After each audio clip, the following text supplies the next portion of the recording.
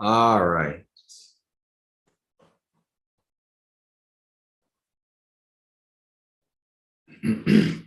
Okay, friends. So we are halfway through the Satipatthanas. And this morning we are going to cover Chitta Nupassana. Chitta is one of the three words that are synonymously used for the English word mind. There's mano, chitta, and vijnana. Mano is usually considered the logical reasoning aspect of the mind. Chitta is considered to be the affective, emotional aspect of the mind. This is why when you listen to Thai forest teachings, you'll often hear them use the word heart, like release of the heart. Really, it's really release of the mind, but their tradition, that's what they use for the word chitta. They use heart. And then vijnana, which is consciousness. So this third patthana is all to do with the mind. And this is one of the harder ones to be able to observe, to understand. Because like there's a funny sutta where a Brahmin comes to the Buddha and he's trying to find a place where the Buddha would agree that there's some kind of permanent soul or self. Is there one here? Is there one there? And he says, well, what of the mind?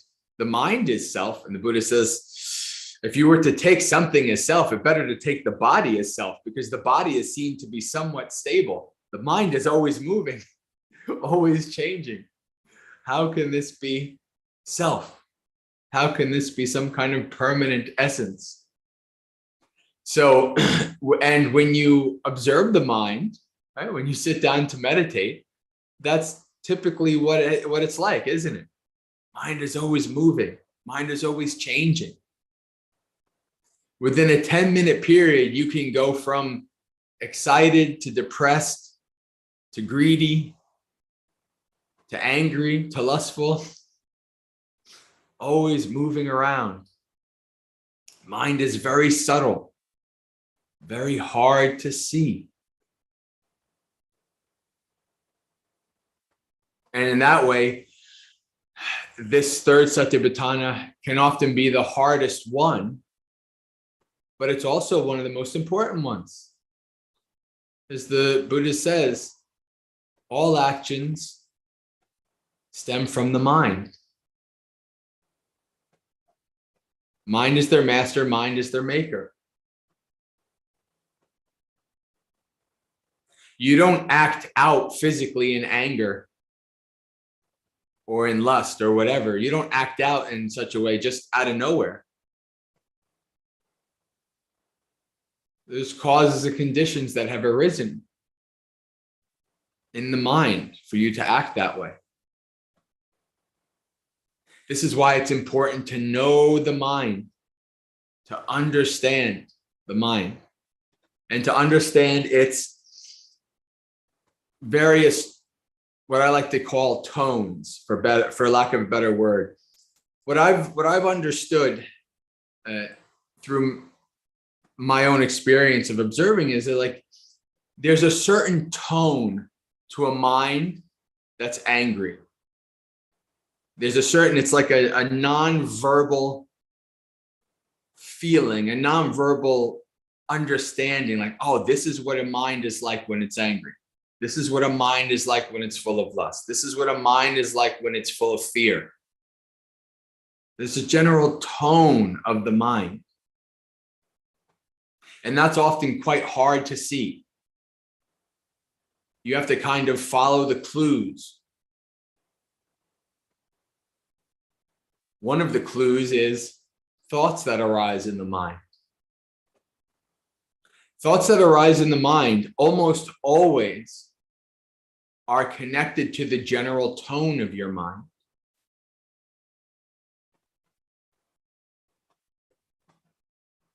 You might not recognize that your mind is anxious, but then thoughts are arising and you start observing their thoughts like, oh, and then you notice your mind.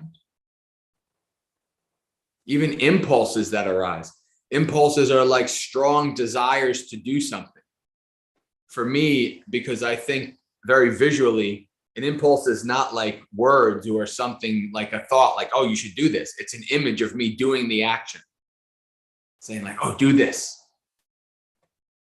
And I say, that's probably not the best thing. That's unskillful. I'm not going to do that. Or it could be that's skillful. It's like, oh, that's great. I should do that. But you can't understand. You can't choose skillfully without first understanding the mind. To really know what's in this mind and what's not. And I think I want to, again, because this is a short section, just like Chitta Vedana Nupassana, it's a short section. So I want to show it to you directly. So we'll read through it. It's only about a paragraph or 2 paragraphs.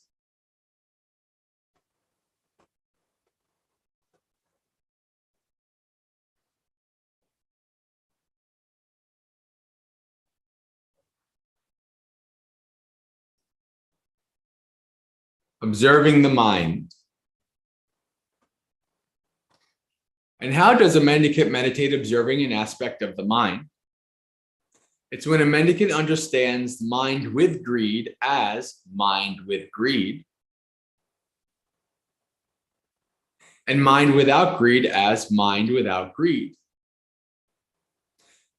So right off the bat, the Buddha is giving you areas to investigate. Not only to notice that your mind has greed, but also that your mind doesn't have greed. You can think of times where you're doing something with much generosity, right? Where your mind is really letting go.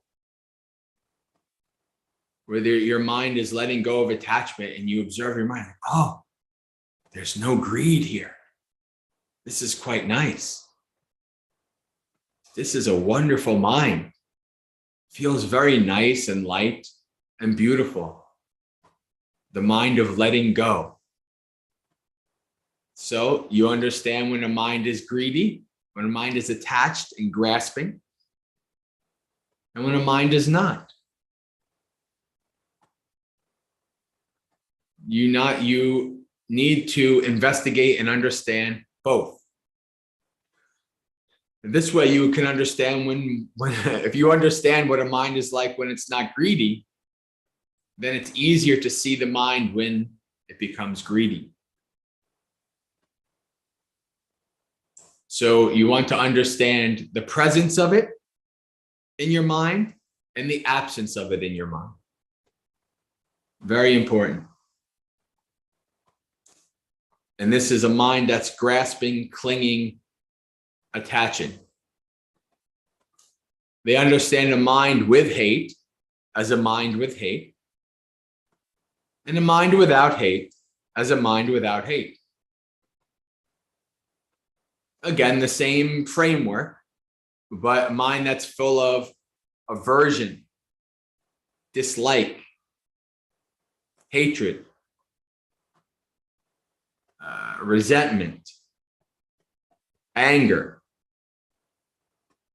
All of these things, you understand when they're there, and you understand when they're not there.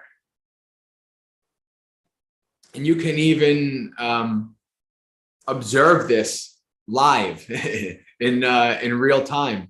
I can remember, this was as a monk, I can remember being going into a lunch with real agitation towards a person who had harmed me. And, I was trying to let it go. It was like, come on, Jay, you've been meditating, you've been practicing for a long time, that you can just let it go. But my mind wouldn't let it go. So I was applying various techniques and I was giving metta to the person and reflecting on their karma and all this stuff. And then eventually my mind changed. My mind changed from this like righteous indignation to just pure peace and metta. And I observed that in real time. I said, oh, it felt like freedom. When you hear the term metta ceto vimutti, a ceto vimutti is a release of mind. When the mind is released from one of these states, you take a nice breath, like, oh, this is so much nicer that this is not in my mind. Right? But so you can understand, to focus in on this is in my mind, this is not in my mind, that gives you that extra edge, that extra understanding, so that you can act in skillful ways, to know that it's there and to know that it's not. They understand a mind with delusion as a mind with delusion, and a mind without delusion as a mind without delusion. Again, a mind seeing things clearly or a mind not seeing things clearly. You know, obviously these first three are connected to greed, hatred, and delusion, the three akusala mula, the unwholesome roots through which all of our unmindful actions arise from. Maybe even some of our mindful actions, because we're not fully wise. But we can act in ways that are not full of greed, hatred, and delusion. But what is delusion, right? This mind of not seeing things clearly, like having, foggy glasses on, and you can only see things through these foggy glasses. And then when you don't have any delusion, and so you take the glass off and you see everything so clear, and you wonder, like, how did I not see that before? Oh, it's because you had delusion, because you had foggy glasses on. And over time, the longer you follow the path and you go deeper into the practice, the more you experience mind states at periods of time without delusion. It's like brief periods of clear areas in a foggy valley. Brief periods, you can see things clearly. Or the clouds are rolling over, and every once in a while there's an opening in the clouds and you can see through the sky. And you can know those. So you should know those. You should investigate. Oh, I don't have any delusion right now, or at least not that much. Or at least I don't have any delusion regarding this very specific thing. It's good to understand these things. And so the next couple are interesting mind states. And these are mind states that are not very clear as to what exactly they might mean. And so commentaries and different teachers give different explanations. And I'll give you what is essentially understood to be kind of like the most common explanation for what these mean. So they know a constricted mind as constricted and a scattered mind as scattered mind. So constricted here, you can see this word. This is one of the great things. If you read the suttas on Sutta Central with Bhante Sudato's translation, you can have the Pali right there and you can say, well, what the heck does this mean? And you can see contracted, abridged, shortened, folded. Now, this is an interesting one because some people will say this means that the mind is becoming immersed on the object, or conversely, it means that you're having sloth and torpor and you're falling asleep. So, I mean, technically you can observe both of those things. And I wouldn't get too obsessed with the same thing with the 32 parts of the body, how I was like, don't be obsessed with, you have to exactly focus on just, I have to exactly focus on the phlegm or this or that. It's more, it's giving an example of a variety of things that you can investigate. So you don't necessarily have to be like, okay, today I'm going to focus on this constricted mind. No, no. Because you might not have a constricted mind that day, right? You don't know. So it's important to understand that. So, but this is you can understand it either way. When your mind is focused on the object, or when the mind is falling asleep, kind of blurred, kind of, not easy. And then a scattered mind, right? This is the mind, this is a bit easier, upset, right? So this is a mind of like restlessness and remorse, right? A mind that is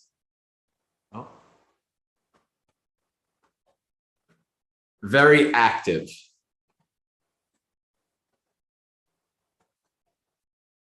So you can observe that. You can observe the monkey mind. Mind is going, and then all of a sudden, the monkey mind is subdued. It's like, oh, I can see the monkey mind, the restlessness and remorse arise, and I can see that it's not there. An expansive mind. This is Maggasekha. Maggasekha is an interesting word because you find this in relation to jhanas. You also find this in relation to metta, often translated as exalted. So like if you've done my metta meditations where we start with this small sphere and then we build it and it grows from just us to like the universe, right? That's Maggasekha, that's exalted, that's expansive. And so you can know when the mind is expansive and when it's not expansive. You can also have various mind states where like if a Christian person had the mind state, they would say, I'm in communion with God. Or like a kind of like new age person's like, I feel one with the universe, man. Like that kind of like exalted, expansive state. That's something that you can experience in deep states of samadhi. So the next one is they know a mind that is not supreme as a mind not supreme, and a mind that is supreme as a mind that is supreme. This word here, Sotattaram, is often considered to be connected to a mind that is awakened. So you can know when your mind is not awakened. You will know when your mind is awakened. That will be there will be no confusion there. If you're confused as to whether you're awakened, you're not awakened.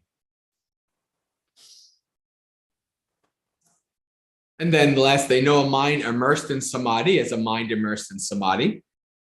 A mind not immersed in samadhi as a mind not immersed in samadhi. So a mind that's, again, focused in on the object, immersed in deep states of tranquility, deep states of stillness. Jhanas. You know when you're in the jhanas and when you're not in the jhanas. And they know a mind freed as a mind freed and a mind unfreed as a mind unfreed. And so they meditate observing an aspect of the mind internally and externally, both internally and externally, or how to liable to arise, to vanish, and both. And so we're seeing that. All right. So that gives us a kind of like a brief tour of what we can possibly experience and understand in the mind.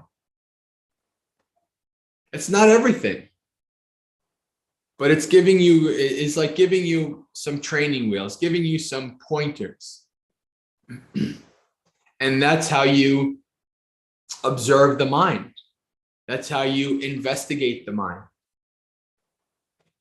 You can just say, well, what is my mind like right now?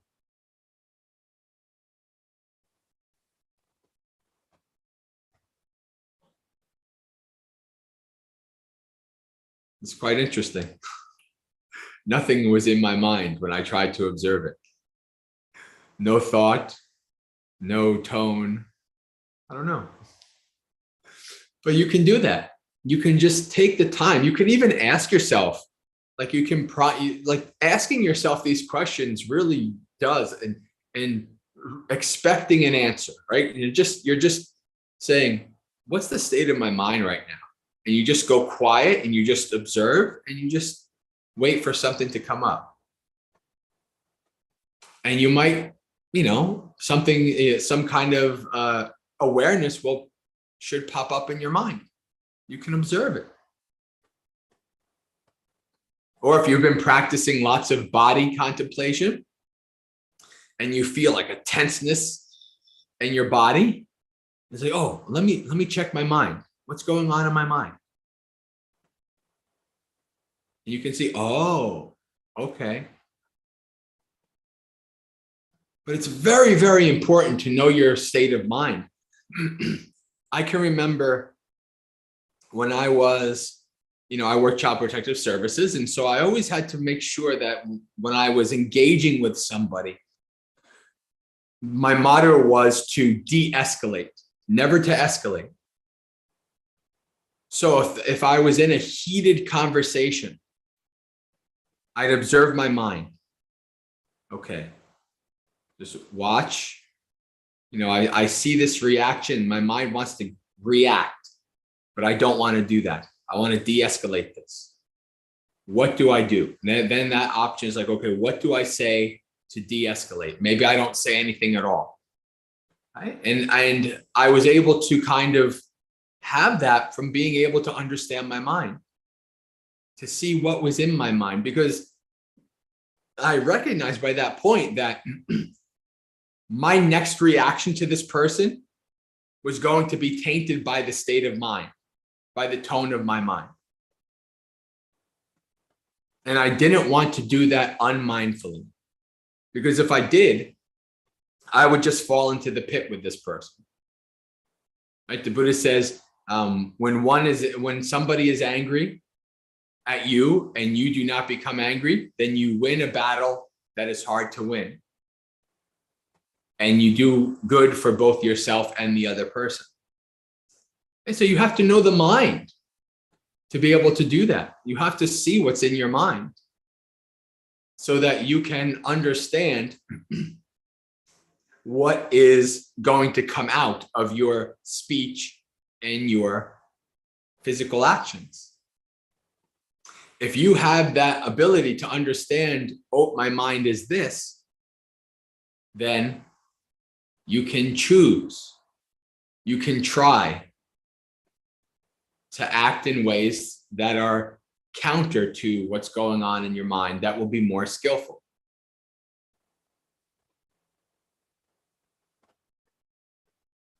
So observing the mind is very important. You can observe the mind while you're engaging with somebody. Maybe you end up in a group of coworkers and then gossip happens and your mind's like, ooh, I want to hear this gossip. You can observe that kind of excitement in the mind, that attachment, that strong pull to want to hear the gossip. What is such and such doing with such and such? And I can't believe that person did that to this person. You can observe that. And you can say, oh, well, this is not really skillful. This is not helping me. I don't really need to know these things. But my mind's excited. My mind wants to know. It's the same mind state that drives us to watch things like Jerry Springer, or what's that one where the Maury Povich, where the dad or whatever, or Real Housewives, or all these kind of gossipy kind of things, right? That we get involved in. Salacious, scandalous, these kind of things, right? This is a state of our mind. You can observe that. You can observe that draw.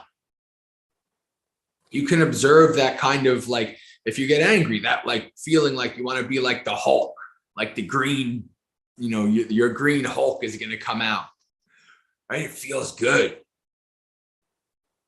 You can observe that. You can observe all of these kinds of mind states that are arising in the mind. You can observe you can know what the mind of depression is like. I've had, since as early as I can remember, like maybe 7th, 8th grade, I dealt with depression.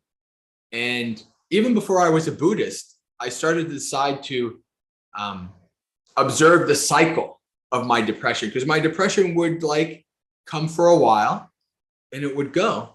And as I was observing that over time, observing the cycle, I observed a few things. Like it was hard for me to know that my mind was in a depression, but I started to see signs. One of the signs was I became way more paranoid, way less trusting of people.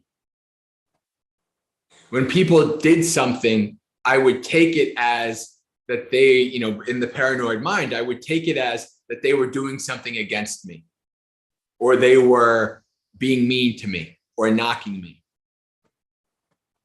But then once I got to the point where I could see these signs, I was like, oh, I'm in the depressive mode. I have to be very careful about how I act and respond. I have to be very careful about questioning the feeling of paranoia. Oh, is it really that? Is it really? Or are you just not seeing things? You're in a bit of a more diluted state than normal right now because of your depression. Being able to see these things in the mind allows us to act skillfully, allows us to suffer less. It's very important to be able to see these in the mind, to know the mind. And when you know your mind, you know the mind of others.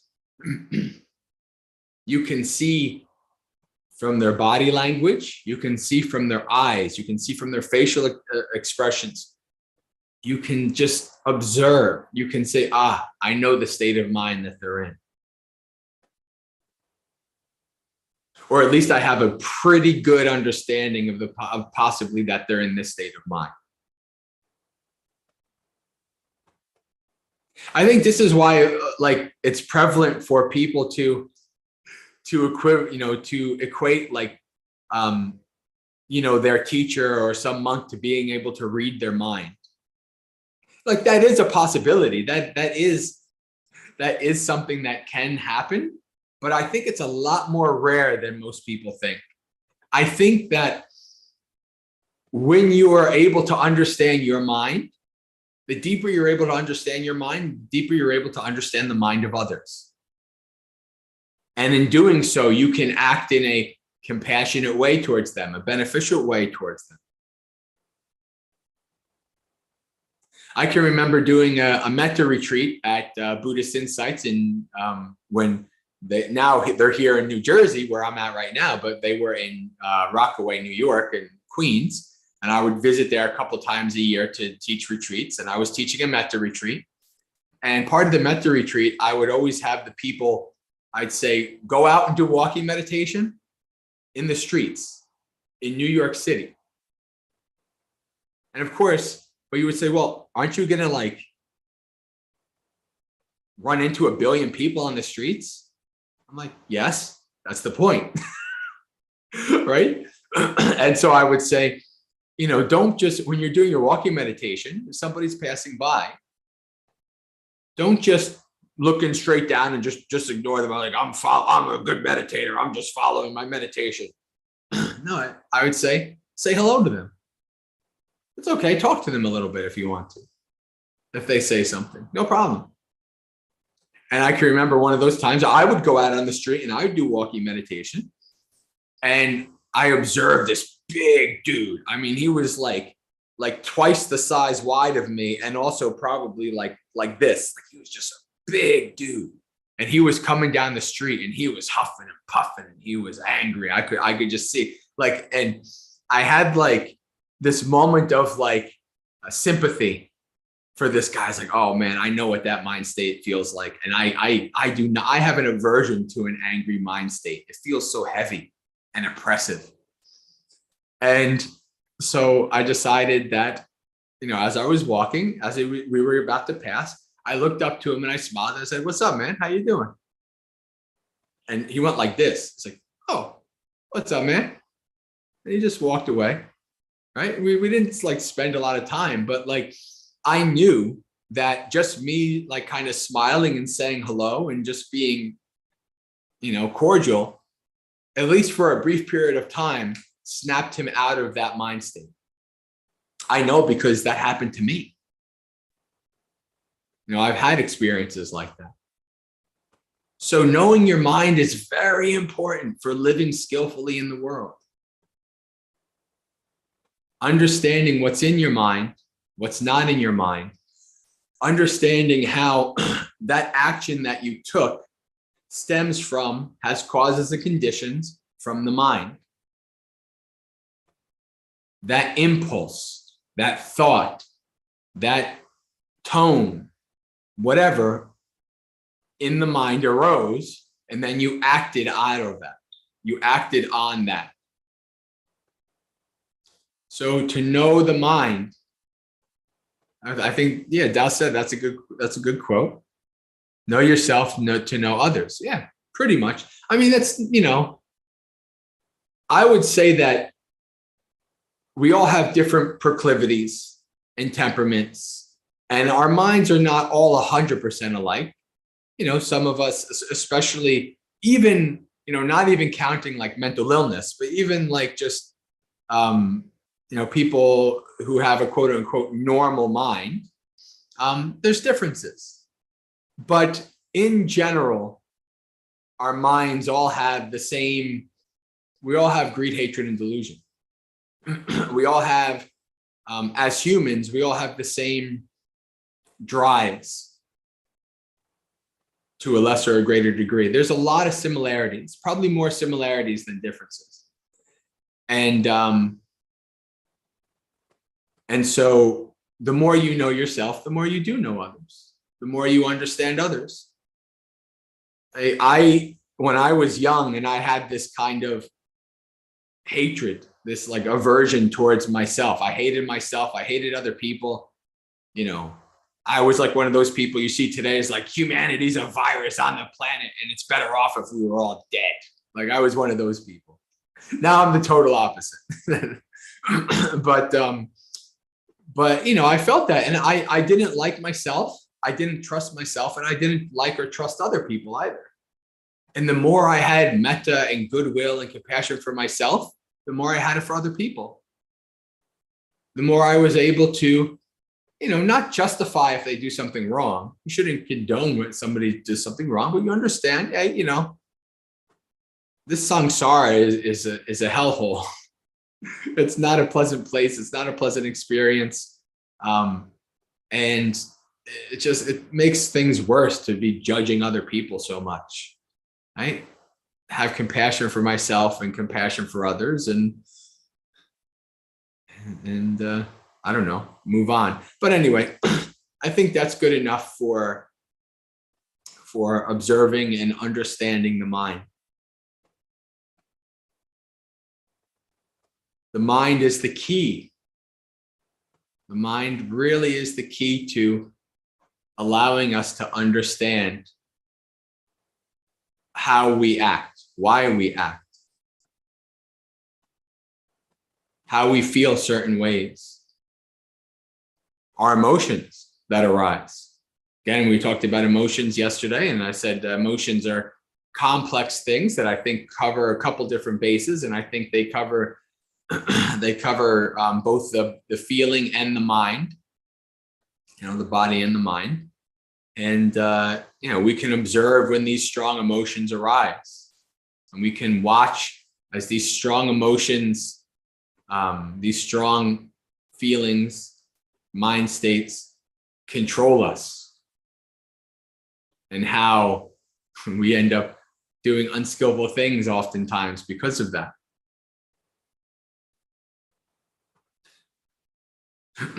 So why don't we do our guided meditation?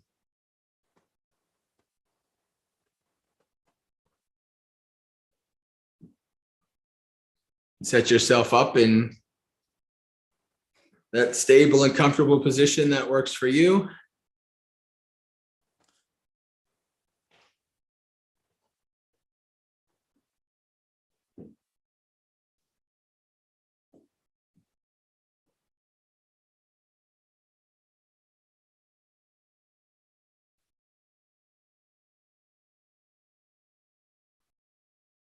When you're ready, start to scan through the body, moving from the feet up to the top of the head, paying attention to whatever sensation arises at each part of the body so that you can observe small feelings of discomfort or imbalances in the posture that will cause more suffering as we go along.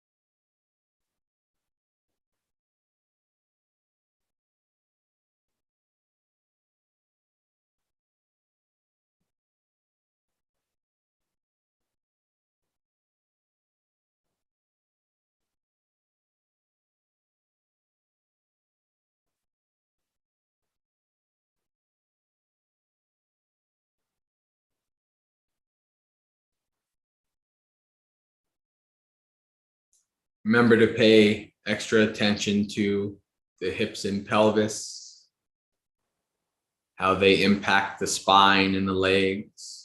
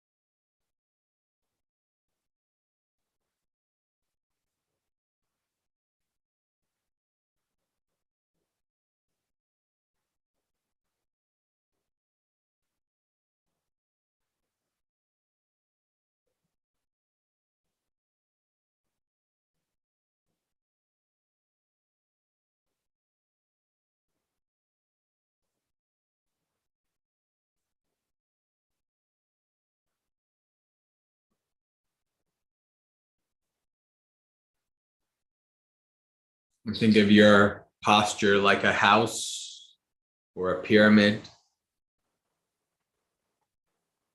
the firm foundation which upon rests the floors of the house, the middle of the pyramid.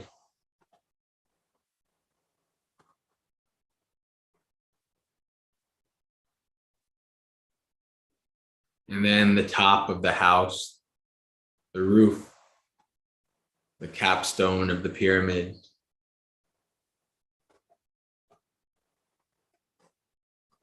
All three are connected.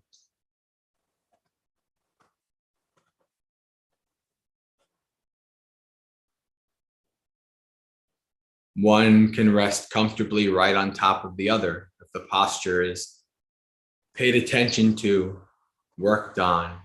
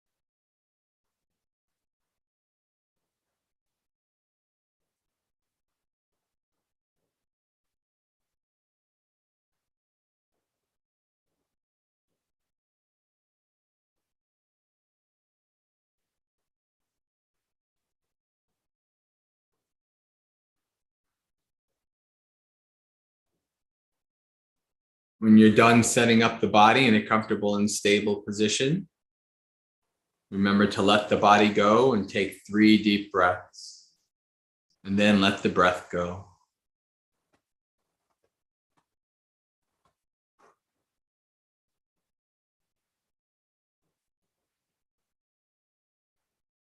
Investigate and abide with the breath as the body is breathing in and out.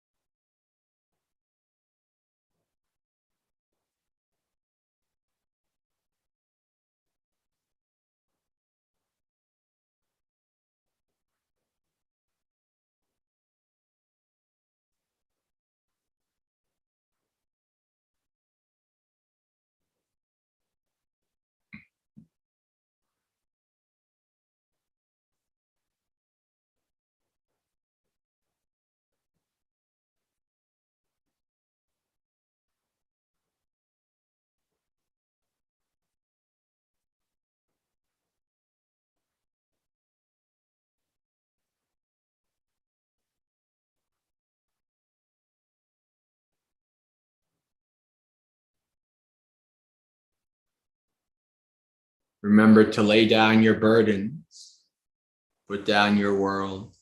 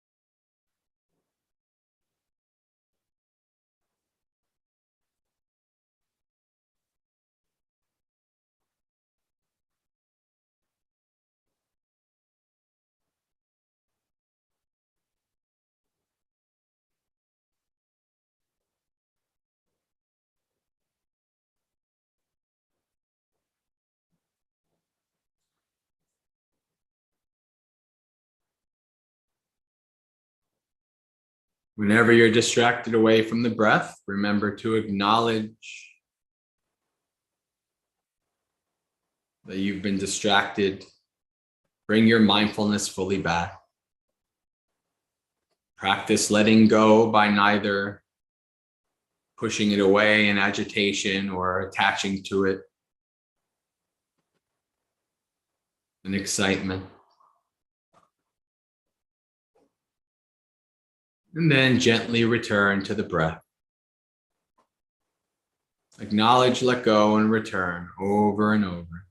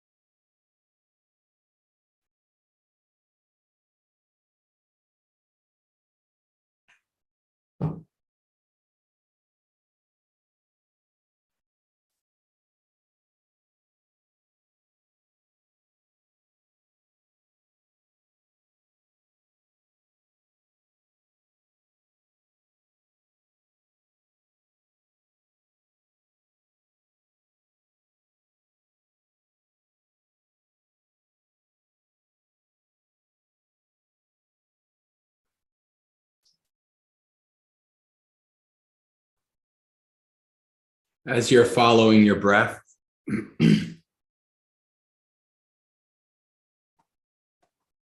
a strong feeling or distraction may arise that is so strong that even though you try to return to the breath, you can't. Your mind becomes just so focused in on that feeling, like an itch or a pain.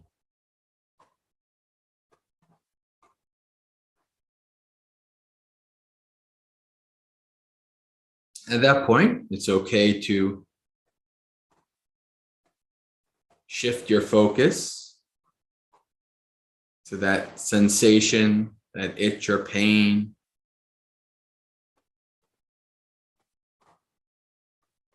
And investigate it deeply.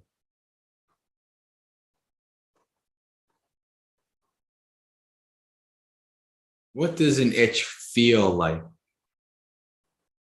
Investigate the feeling.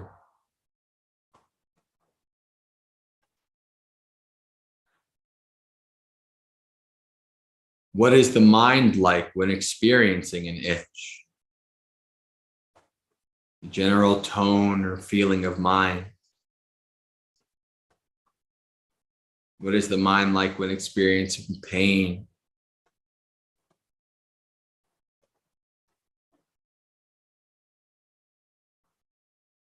What are the thoughts arising while investigating that experience?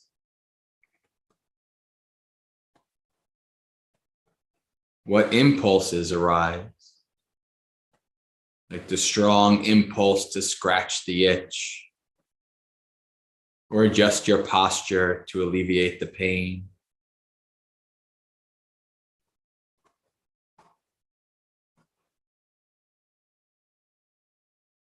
Whenever you're distracted away strongly, use this framework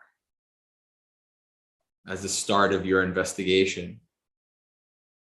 Feeling, mind, thoughts, and impulses. Observe these aspects as you're investigating it.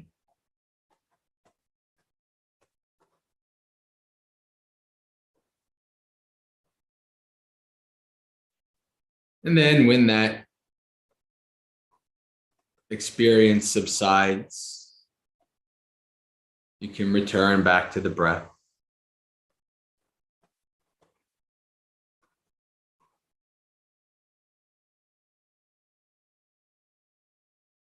Do your best to patiently endure these experiences so that you can investigate them,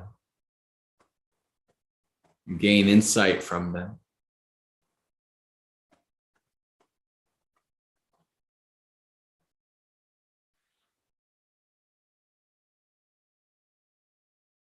But if you do reach the end of your endurance and the experience is still there, like the itch or the pain,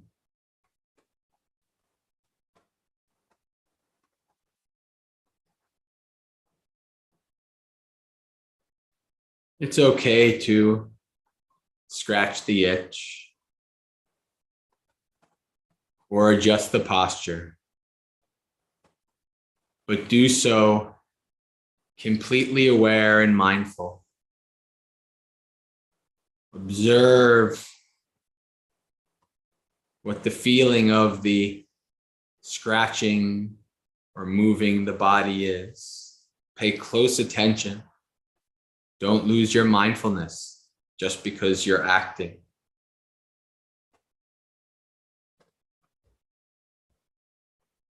How is the state of your mind, the tone of your mind changing as you scratch the itch or adjust your posture? How are the thoughts changing? What thoughts are arising? What impulses are arising? Observe the whole process.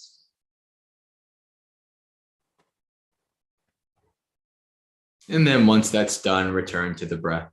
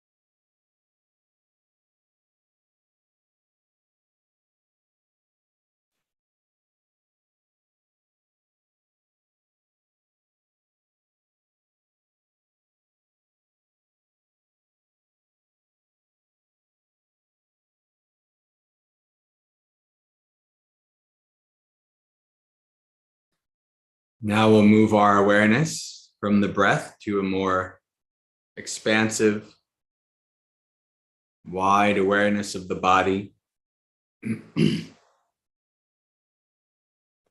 when you do this, from here on in for the rest of the meditation, abide with that wide awareness until a feeling arises, a thought arises, some experience arises, and then investigate that experience in relation to FMTI, feeling, mind states, the tone of the mind, thoughts that arise, and impulses.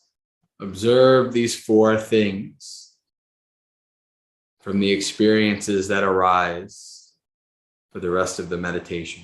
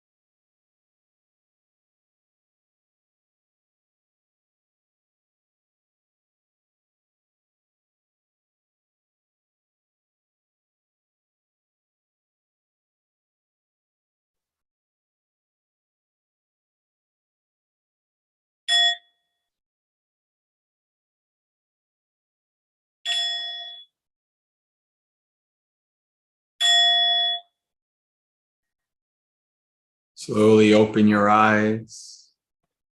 Become aware of the room around you, the outside world.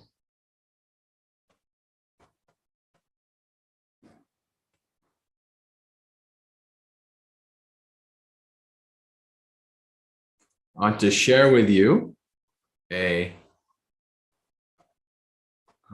I? I guess I can't use the chat while I'm sharing, can I? Maybe I can. I don't know.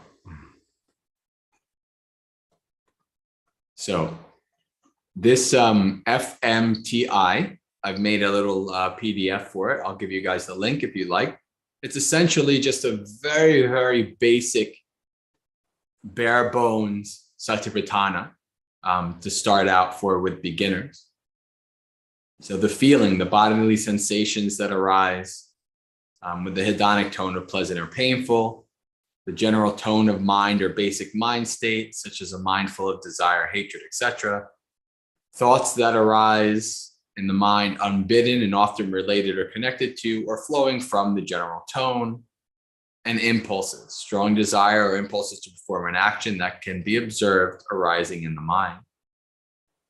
Observing FMTI will help you to come to know and understand how this mind and body react to experiences, and allows us to become more aware of these processes and reactions, allowing us to make more skillful choices and to live a more peaceful and content life. So that's just, the link is in the chat if you'd like to use it. Some people print it out and put it up there. So FMTI came from me trying to encapsulate the direct inner experience of Satipatthana into ways for, I don't want to say non-Buddhists, but people who are not like strongly Buddhist, because I teach people who are Buddhists and also a lot of people who are not Buddhists may be interested. So it was kind of like my distillation and encapsulation of the direct internal experiences that you can observe. So it's a good start. Again, just like Satipatthana itself, it doesn't encompass everything, but it's a little guide to show you where to look at least. And then as you develop your mastery in Satipatthana, then you have a much larger guide. All right, friends. So I think